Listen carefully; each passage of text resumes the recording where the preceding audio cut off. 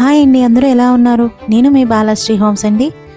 ముందుగా నా ఛానల్ ఎవరైతే చూస్తున్నారో సబ్స్క్రైబ్ చేసుకోవడం మర్చిపోకండి. ఈరోజు వీడియో వచ్చేసి మనం కేదారేశ్వర వ్రతాన్ని గురించి ఈ వీడియోలో చూపిస్తున్నాను. కార్తీక మాసంలో అతి ముఖ్యమైన పూజగా ఈ కేదారేశ్వర వ్రతాన్ని చేసుకుంటారండి. కార్తీక మాసం అనేది ఒక ముఖ్యమైన మాసం. ఈ కార్తీక మాసంలో ప్రతి ఒక్కరూ వాళ్ళ ఇళ్ళలో ఏవో ఒక వ్రతాలు పూజలు చేయించుకుంటారండి. అందులో ముఖ్యమైన పూజ అనేది కేదారేశ్వర వ్రతం. ఈ కేదారేశ్వర వ్రతం కొంతమంది కార్తీక పౌర్ణమి నాడు, అలానే కొంతమంది 3వ సోమవారం రోజు నాడు చేసుకుంటారు. ఈ కార్తీక మాసంలో మనకి 4 సోమవారాలు కానీ 5 సోమవారాలు కానీ వస్తాయండి. ప్రతి ఒక్క సోమవారం ఎంతో విశేషమైన రోజు, ఆ శివుడికి ఎంతో ముఖ్యమైన రోజు.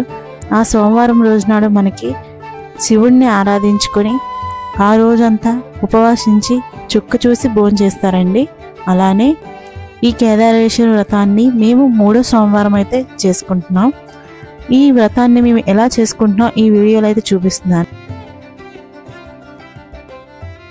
ఈ కేదారేశ్వర నోముని చాలామంది చాలా విధాలుగా చేస్తారండి.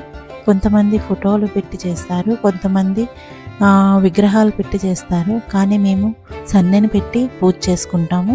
ఈ సన్నెని మేము బాగా అలంకరించి గౌరీదేవిగా దీన్ని పూజిస్తాము. అలాగే కేదారేశ్వరుడు అంటే శివపార్వతులు కలిసిన చోటే కేదారేశ్వరుడు అంటారు కదా. అలానే ఈ సన్నెకి తోడుగా ఆ కేదారేశ్వరుడికి అంటే ఒక వరిదుబ్బు ఉంటుంది కదండి, దాన్ని పెట్టి మేము పూజ చేస్తాము.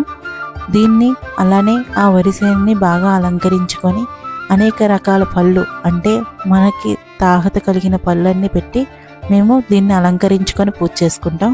ఇక్కడ చూపిస్తున్నాను కదా, ఇదేనండి వరిసేను దుబ్బు. దీన్ని మేము పువ్వులతోటి చక్కగా అలంకరించుకొని సాయంత్రం పూట తొలి జాములోనే ఈ పూజను ప్రారంభిస్తాము.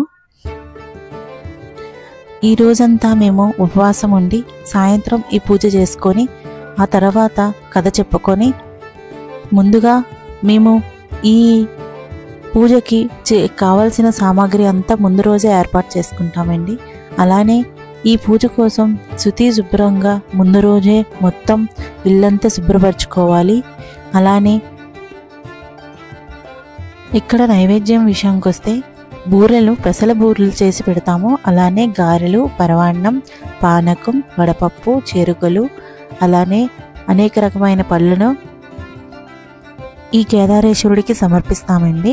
అలానే ముందుగా విఘ్నేశ్వరుని పూజించి కథను ప్రారంభిస్తాము. అలాగే కథకు ముందు శివాష్టోత్తరాలు చదువుకొని ఆ తర్వాత గౌరీదేవిని ముందు అర్చిస్తాము.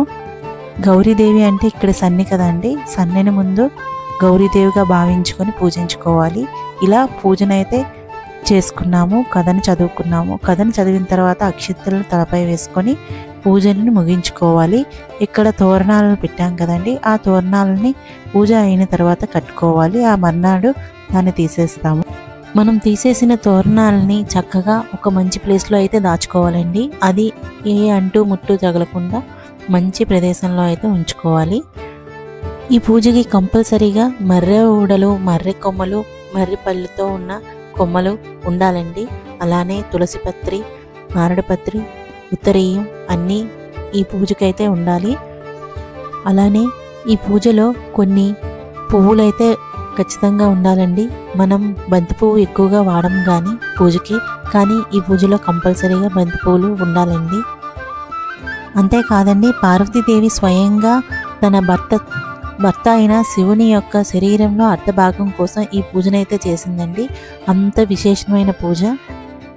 సంవత్సరంలో వచ్చే ఒక్క కార్తీక మాసంలో ఖచ్చితంగా ఈ కేదారేశ్వర వ్రతం చేసుకొని ఇంట్లోని సకల ఐశ్వర్యాలను అలాగే సుఖ సంతోషాలను ఈ పూజ ద్వారా కలగాలని ప్రతి ఒక్కరూ ఈ పూజ చేసుకోవాలని కోరుకుంటూ ఈ వీడియోనైతే ఎండ్ చేస్తున్నానండి. నా వీడియో కానీ మీకు నచ్చినట్టయితే ఖచ్చితంగా లైక్ చేయండి, షేర్ చేయండి, సబ్స్క్రైబ్ చేసుకోవడం మర్చిపోకండి. Thank you for watching. Thank you. ఇలాంటి వీడియోలు ఎన్నో మీ ముందు ఉంచుతాను. Thank you. This is Balasri homes.